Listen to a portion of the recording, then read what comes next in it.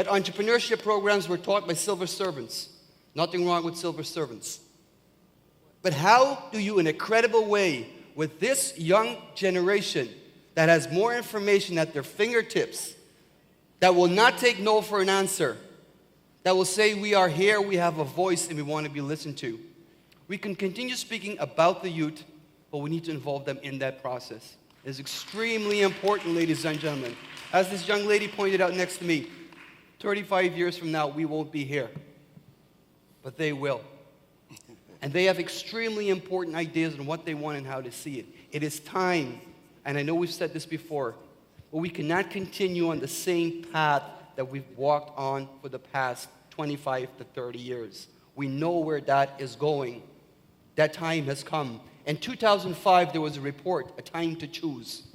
We made our choices 10 years ago. We might have made the wrong choices. 2015, it is time to act. These are not disruptive thoughts. We know this. We just need to do this. Thank you so much, Ryan. Professor Clayton? It's been wonderful to hear some of the thoughts that have been expressed. Hello, microphone, please. Is it working now? Go again. No? Still no? Yeah, oh, that's better. Thank you. It's been wonderful to hear some of the thoughts that have been expressed this afternoon and the passion with which they've been expressed. Throughout the course of today, many people have said, why are we not developing? Why are we stuck in the middle income bracket? Why have we got such a large informal sector? Why are we not generating the employment that we need to keep youth out of trouble, to give them decent economic opportunities?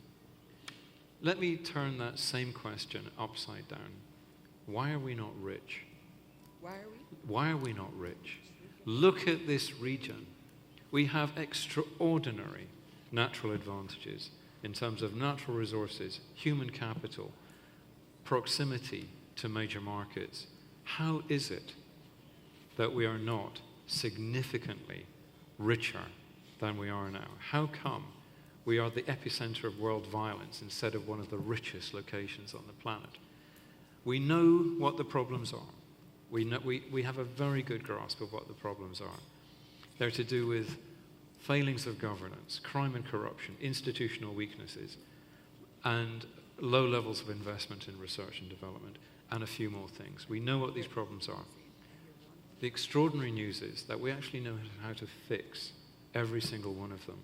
We actually do know the technical solutions to all of our problems. The question now is, will we finally start to implement them? I do hope so. Thank you so much, Professor Clayton. Yes. Please. All right. Good afternoon. Some great Caribbean thinkers said that the people of the Caribbean are already united. It's the governments that don't know it. Based on that statement, I want to fast forward to the whole issue of creativity and innovation as an engine of economic development in our region. We who have produced a Bob Marley, we who have given the world Rihanna, we who have already become world beaters in sports. And we have the answers already within ourselves. Why is it that we keep dwelling and we keep looking for answers outside when we do have them here? There is no industry that is based more on creativity and innovation than the entertainment industry. Have we looked at what we have been doing in those sectors to produce all these world-class musicians, artists?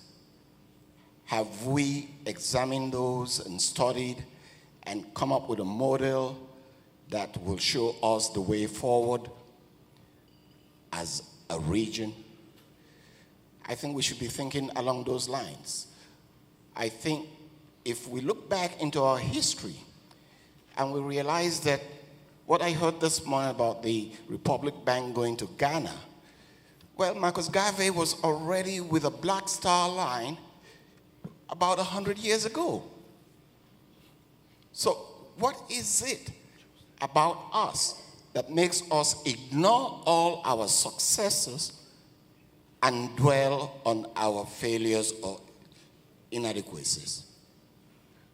I think if we look at what Professor Beckel said this morning about the indigenous peoples of this that occupy this space and how they traveled around freely. And I ask myself, and I'm sure that most of the participants here today would support that or had similar experience. Why is it that it will take 2 days for me to travel from St. Martin to Havana in the 21st century when it took that admiral who should be facing genocidal charges So my friend, just about 2 weeks? I think A little bit longer than I thought. perhaps you can just summarize. Yeah, well, the summary is for all of us to rethink and look back into our history and look at how we have solved our problems indigenously rather than looking extraneously for answers. Excellent point. Thank you so very much. Good afternoon, everyone. This will be the last question and comment, and I hope you can be as concise as possible. Yes, I'll be as concise. I am Tishana Simon from the Ministry of Planning and Sustainable Development. There are 2 things that I believe are missing. 1, a good dose of reality. 2 types of reality. This panel, this forum, forgot to include the public sector. About 50% of the persons in here are from the public sector, and our role has not been highlighted in talking about the future of the Caribbean. Usually, the ideas that come out of these things, we are the ones who have to implement, write the documents, do the policy making. And so that is a little bit disheartening. The second reality that is missing is the reality. If you look at the conversations that we have had, most of the conversations do not look at the problems that the layman deal with. A layman is not concerned with the CSME if he has to consider what he's going to eat on a daily basis. Thank you very much. The last thing is that we have disruptive thinking, bold action, but I'm not hearing about action. No one is talking about after this, what are we going to do? Are we going to really make a committee of psychologists? Are we going to put ministers from all the ministries, all the countries together and talk about the next step? No one is talking. We aren't fulfilling the objectives of this forum. Thank you. Thank you so very much. That was the last question. I have tried my level best to have an open and interactive dialogue, and although everyone hasn't had the opportunity to speak, I think we have had a good conversation. But I like the point that you made on the public sector. So perhaps I would ask Christine Clark to just give a quick response on that issue. Right. Thanks again, DSG. I'm glad this issue was raised from the audience, because it's clear based on our discussions today, even with respect to the issues in relation to the private sector and PPPs, that the major cog on which the enabling environment is going to turn is in fact the public sector, and how the public sector is redesigned, re-engineered to be able to operate within the new strategic role that the state has to play in order to be able to truly facilitate the competition that we want, the wide, broad-scale regulatory environment. And so this is why we've emphasized in our approach this idea of an innovative talent management system which directly links both the public and private sector in relation to what the universities, what the tertiary institutions are turning out, and in particular, tapping into, as we've been looking at it as a problem, but in this case, an opportunity to retrain and re-energize our youth in integrating with employment. The public sector, the methods of operating, in addition, also needs to work intimately with the private sector. And the previous discussions have focused on the need to build trust, there's a perception among public servants sometimes that the private sector, again, is just rent-seeking. They're just looking for new niches in which to secure some rents and then move on to the next opportunity or the next minister who comes along. This idea needs to be broken down so that just like in our discussions here, the public and private sector can really find solutions. What is it that is required to enable across the region the private sector to operate so that the public sector can therefore really enable private sector activity? Thank you so much, Christine. I would also like to add that we have done a lot of analytical work. Given the fact that we have limited time, we are just unable to present all the findings, but we wanted to certainly spark and stimulate a discussion. I will give Winston Moore the floor. Winston, for 2 minutes. Probably not going to need 2 minutes, but I think the presentation identified 3 key things. On the present path that we're heading, it is not going to be sustainable. Or debt statistics or crime statistics, that is not the future of the Caribbean that we want. So that's the first point. The second point is that we have identified within this forum over the last couple of days a number of strategies. But if we are going to implement those strategies, we need a more science-based approach to policy implementation, which requires a lot of data. And that is something that we really don't do a lot of in the Caribbean. So why implement policy A rather than policy B? And that has to be driven based on data, based on modeling. We have a very closer interaction between the scientific community as well as the policymakers within the region.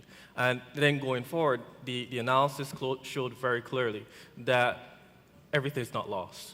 If we do implement some very bold actions that we've sort of started identifying today in the presentation, we can turn things around. We can address the issue in relation to crime, we can address the issue in relation to debt, and the other problems that we've identified. So I think this is the point where we can start thinking and start identifying some actions that we can implement very quickly. Thank you so much, Winston. And the question was asked in terms of specific next steps.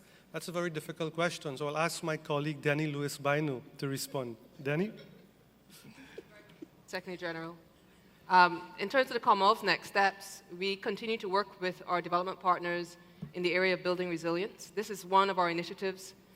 We've done a lot of work on vulnerability and resilience building. Recently, we did some surveys in the Caribbean on governance, the whole area of governance, looking at a wider definition of governance. We did some work in Grenada, Jamaica, Barbados, and St. Lucia as our pilot countries. We're going to continue to do this work. From this, we have a governance assessment tool, which is going to help countries to identify their gaps in their governance systems. And we were asked the question of where's the evidence? And we do have evidence. The evidence, we're compiling the evidence on the success and the relationship between and filling the knowledge gap between and understanding that relationship between governance and resilience building. And our studies are going to take us not just into this Caribbean region, but also looking at the Pacific region and the African region, and looking at some of the success stories like Singapore. That's also included in the work that we're going to be doing and we'll be disseminating widely within this region in the coming months to the year. There's a lot of work that's also going to continue with this exercise. We see the visioning aspect as very important. We want to move from having responses that are within our countries that are reactive pretty much, and be more proactive and start to think more long-term. As granted, you have to get to the long-term, you have to go through a series of short-term initiatives, but we want to have a long-term vision for our regions, and so this exercise will feed into our ongoing resilience work, and it will be extended to other